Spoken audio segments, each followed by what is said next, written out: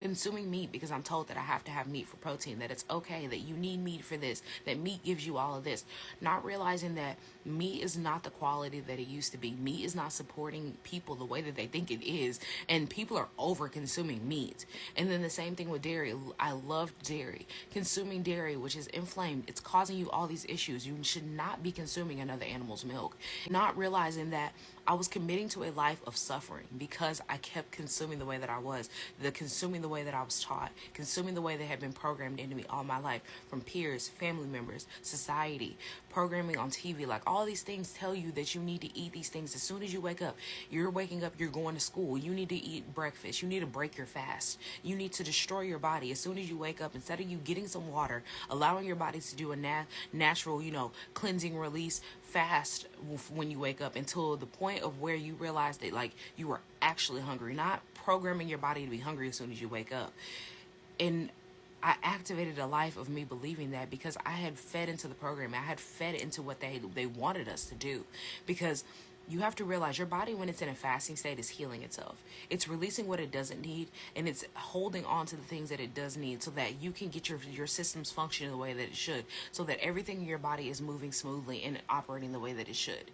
And when it's not in a fasting state and you are consuming and over consuming it, and you're not releasing the way that you should be, you are literally building up inside. You are built up with toxins. You are built up with inflammation.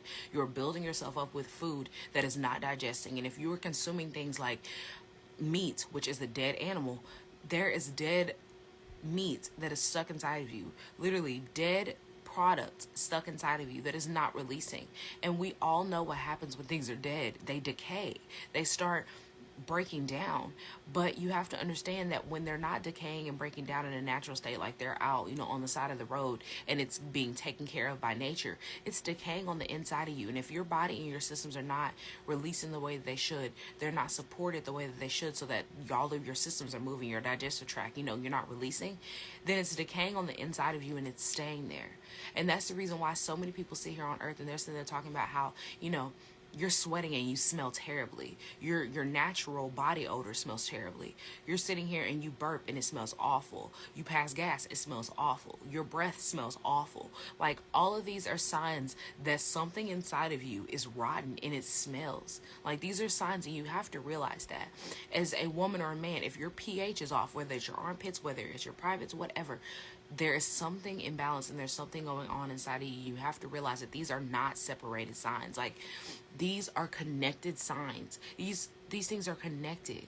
And you have committed to a life of being in this unhealthy state because you're sitting here thinking that it's normal, that it's something that you have to buy a pH balance wash for, that you have to go out and buy chemicals and put chemicals on your body. You have to sit here and heavily spray perfume on you because you feel like you have an odor.